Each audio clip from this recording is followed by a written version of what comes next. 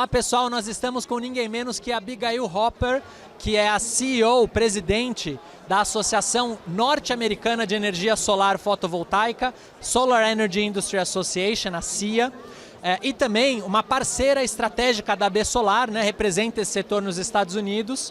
Abby, welcome to Brazil. This is your first time here with us, and it's a pleasure to have you here. So we want to learn more about how is this experience being for you.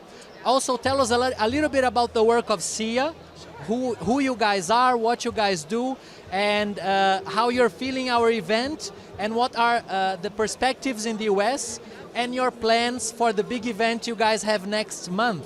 Hey, well, first of all, thank you so much for inviting me. It's wonderful to be here in Brazil. It's my first time, as you said.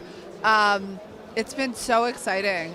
First of all, it's so great to attend a show where I'm not the organizer, right? So I've been walking around the exhibit hall, talking to companies, hearing about the latest technology. I don't really get the chance to do that at my own show.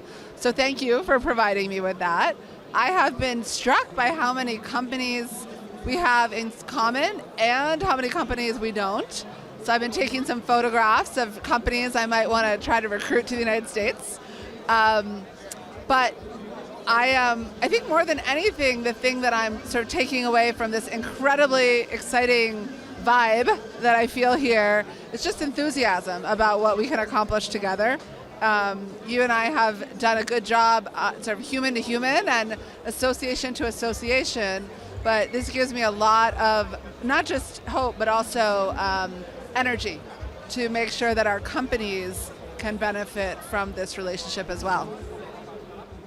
Wonderful. Then tell me a little bit more about what are your expectations for this year's work at your big event, RE+, that has been also growing and showcasing not only solar but many different technologies, right?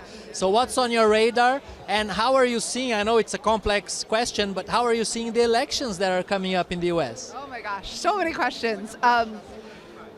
So one of the, we do anticipate RE Plus in Anaheim will be bigger and better than we've ever had it. You and I were there 2 years ago. It has more than doubled in size since we were last there. So get ready. Wear very comfortable walking shoes. But I anticipate, in addition to kind of the ever-evolving technological pieces of it, which will be on full display, not only like hydrogen and wind and all different kind of storage solutions, but also different technologies like improvements in trackers, improvements in inverters, improvements in module efficiency. There's also a real focus on supply chain. You saw that a little bit last year. Every booth was kind of tagged with where they were manufacturing. And I think that sort of regardless of what happens in November, and I'll happily talk about that, this focus on a secure, ethical, a low-carbon supply chain is going to remain the same, right? And so I think part of why I'm here in Brazil is to build more of those relationships, right? To figure out what are the strengths of your Brazilian industry, what are the needs of my American industry, and how can we build more business around that. So I think that will be, you'll hear more and more of that kind of discussion about securing our supply chain at RE+. And then we're headed towards an election of the US presidency. Oh my goodness. This is going to be fun. It's going to be fun. Hosts drop in. I live in a world where I know the day count, like how many days until the election. One of the things we don't know is when we're going to know the outcome of the election. That has changed in recent years. But I think, my organization, probably a lot like yours, our goal is to share the economic input, the economic impact, the energy savings, the consumer demand of solar and storage, regardless of someone's political party, right? Showcase the benefits. And so we've been doing that for the last few years. I did it at the Republican National Convention this summer. I did it at the Democratic National Convention this summer. I went to both. And I talked about, I evangelized, I told the story of solar and storage. And so, I think we have to be pretty optimistic people to have jobs like we do. But I'm pretty optimistic that regardless of who wins the election, the solar and storage and clean energy industry in general will continue to grow.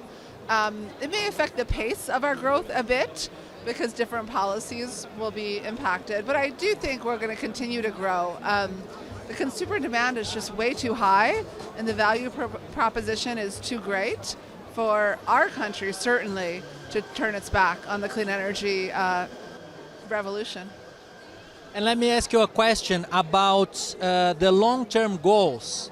We know that the United States has still an important way to go to reduce the use of carbon-emitting technologies, right? To clean the grid. But you have a strategy set up already. The government has a specific commitment and deadlines, and there is a long-term plan for solar, at least it seems from Brazil.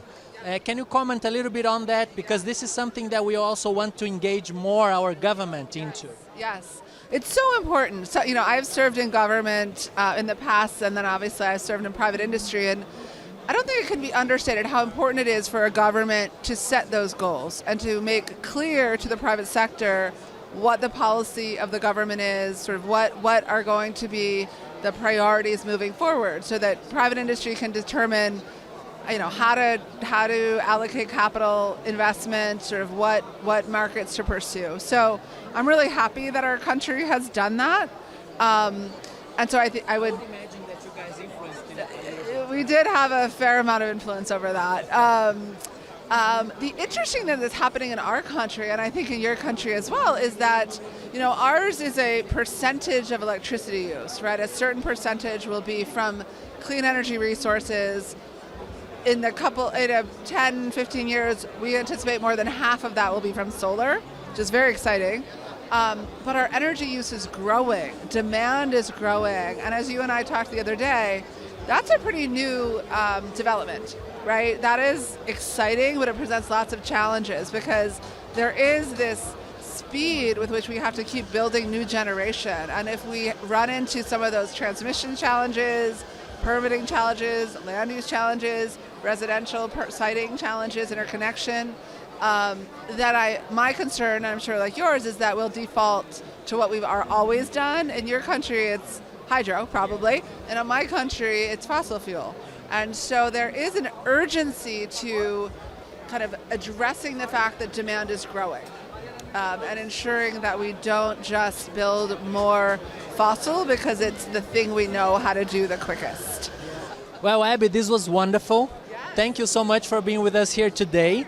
And we're here speaking with a country that is a solar powerhouse, but also a very important part of the solar history, right? So the solar cell that we use today was initially developed in 1954 in the United States, in Bell Labs. And that's kind of one of the roots of our market, our sector, and our history. So thank you for being with us, and count on our partnership and support as well.